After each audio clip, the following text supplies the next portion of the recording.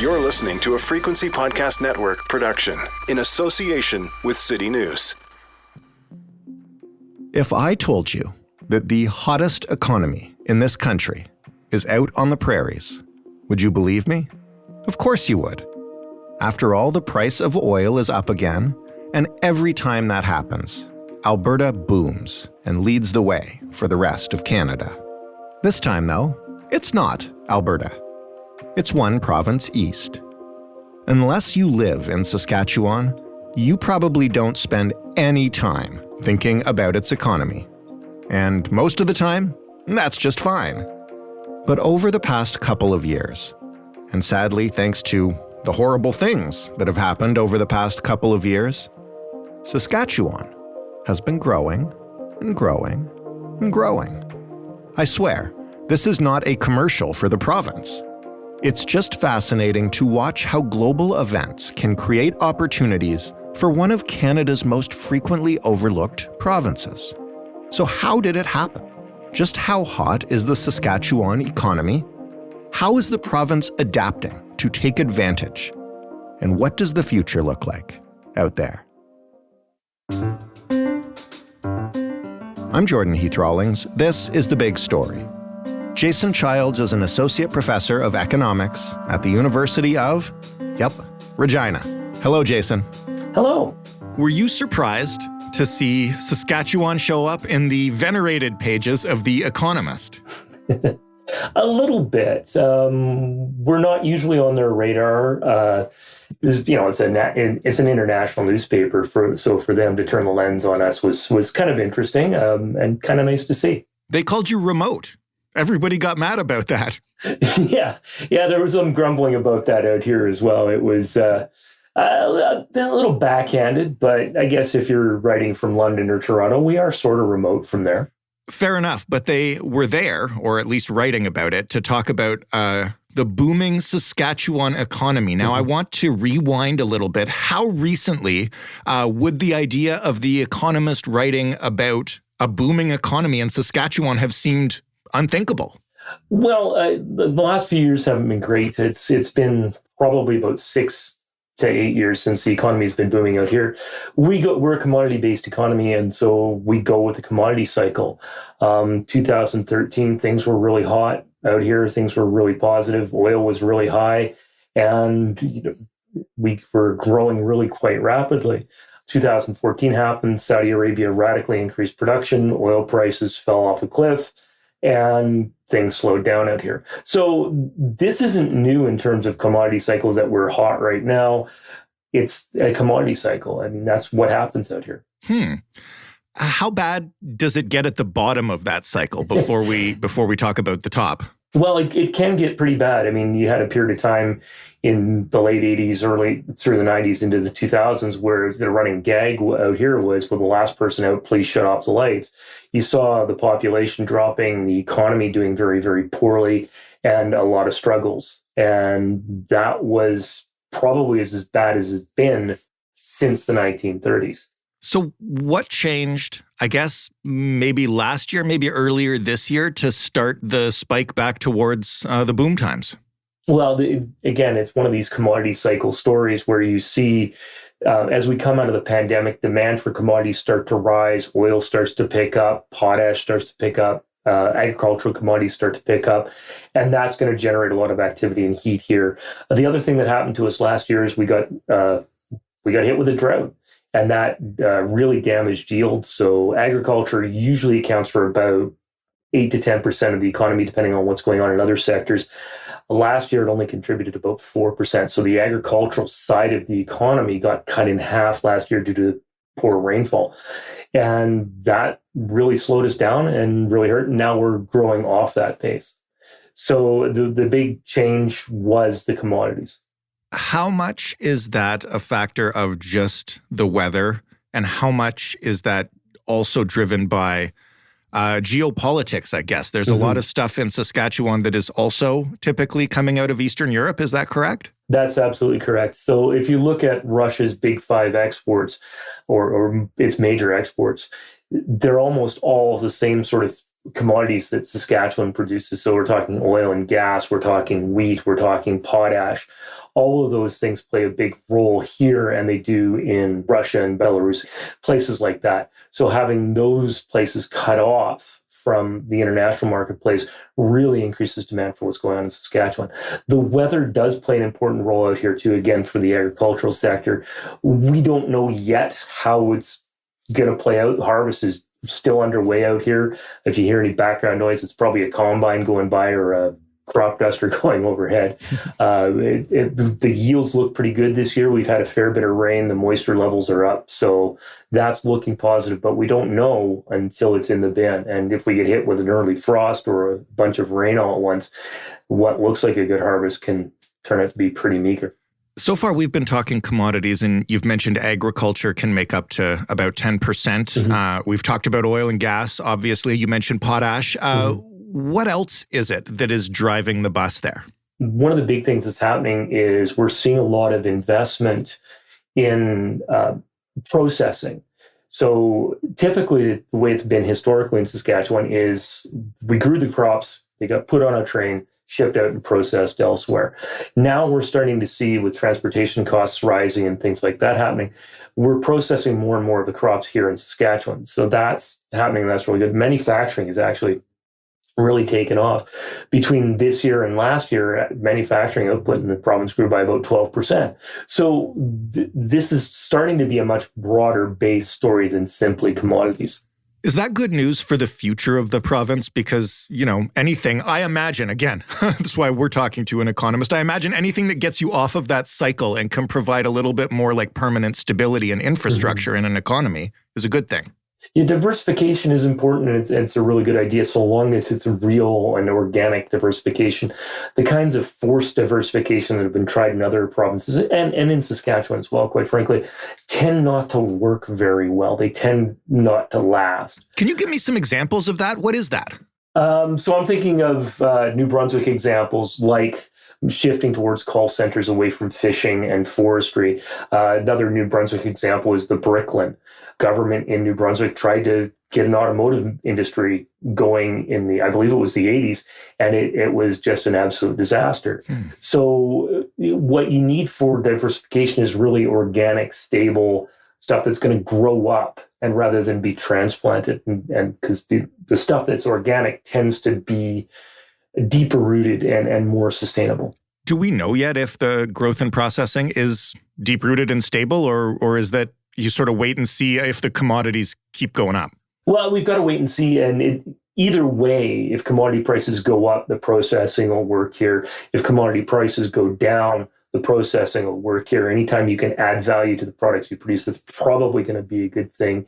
And with transportation costs being high and rising, that's going to put extra pressure on the system to get us processing our own products rather than shipping out the raw material, including the waste. So one of the problems with shipping out raw materials like agricultural products or mining products is you're shipping a lot of waste. And shipping works by volume and by weight. So if you can reduce that, it's going to be cheaper to get the product out to market.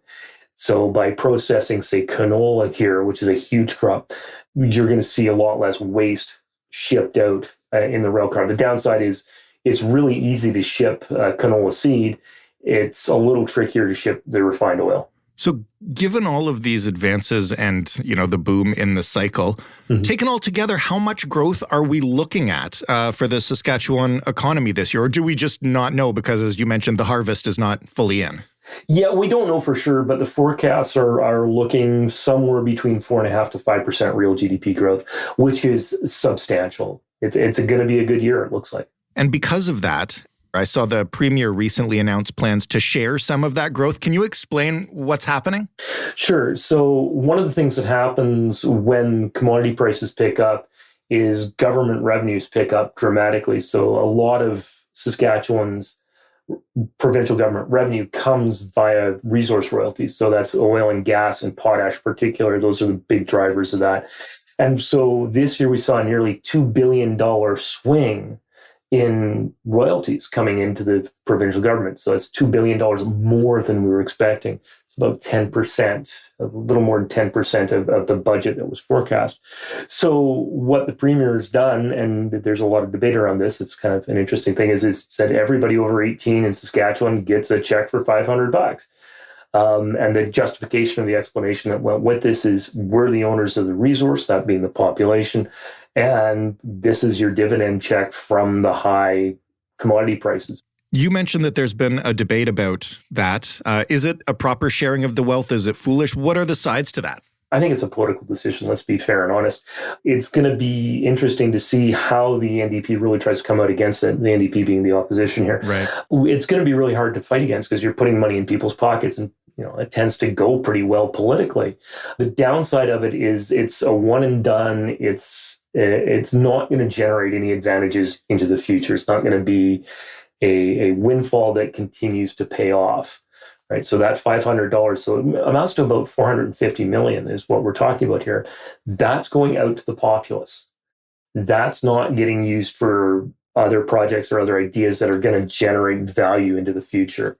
And as an economist, I'm really worried about longer term effects, and I really think that windfalls should be used to generate benefits going into the future, and the checks don't do that. Now, to be fair, as part of this package, we've seen also a change to the PSD, the provincial sales tax, get sort of pushed off the back, so that we're going to expand the provincial sales tax base. That's not being done. And a fair amount of debt was paid off, was retired by the province, and that's going to generate some value going forward.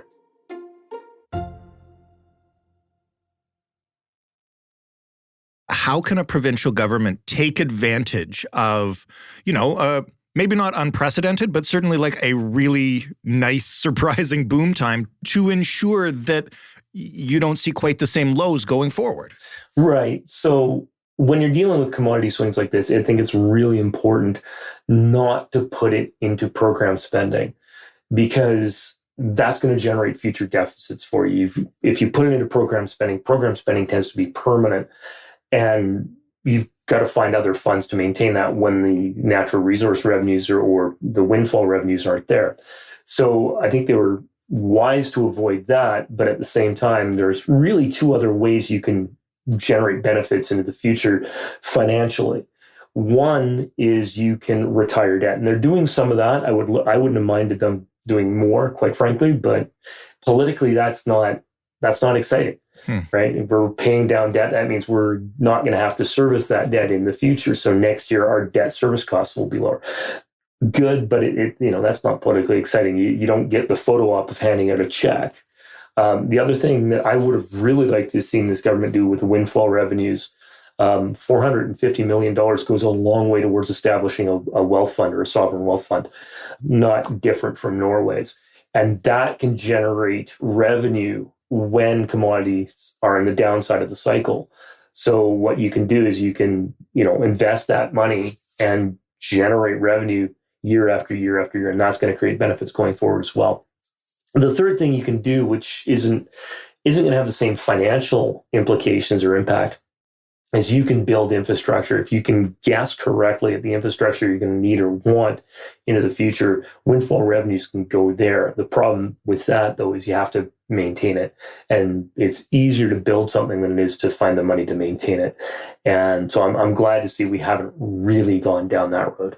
How much of this sudden growth could just go away in the blink of an eye if the war in Ukraine ends and Eastern Europe starts to return to stability? Like, I guess what I'm trying to get a sense of, I know it goes in cycles, but also is this cycle more precarious maybe than others?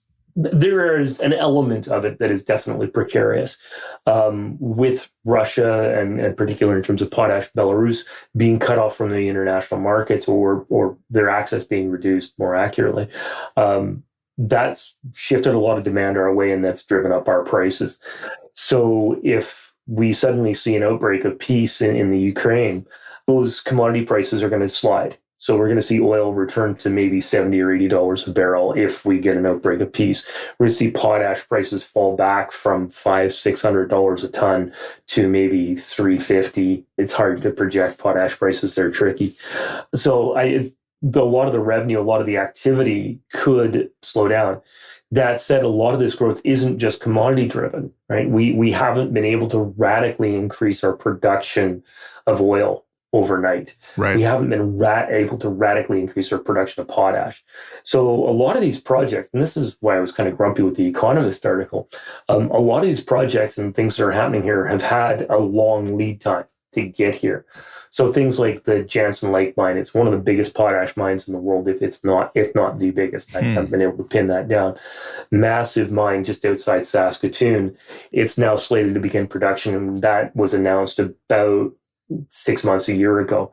We've seen billion-dollar investments across the province, in particular Federated Co-op, which is the upgraded refinery facility in Regina.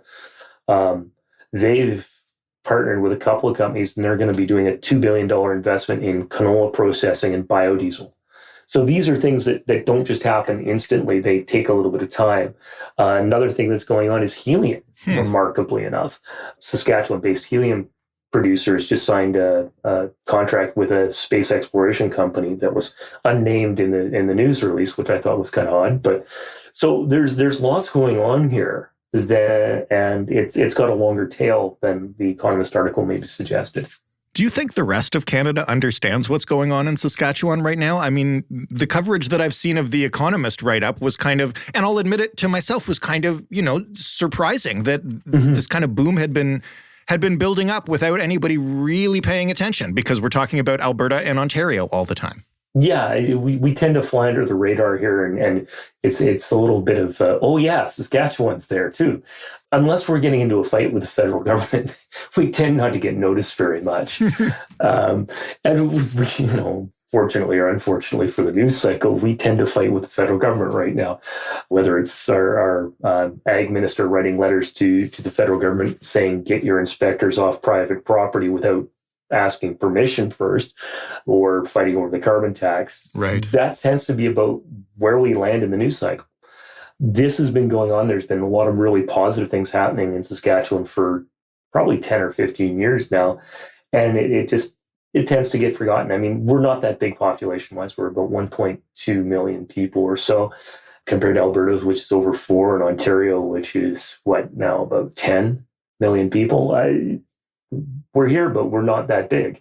The last question I want to ask you is just purely as an economist looking at what's happening in Saskatchewan, are there applicable lessons here for other provinces?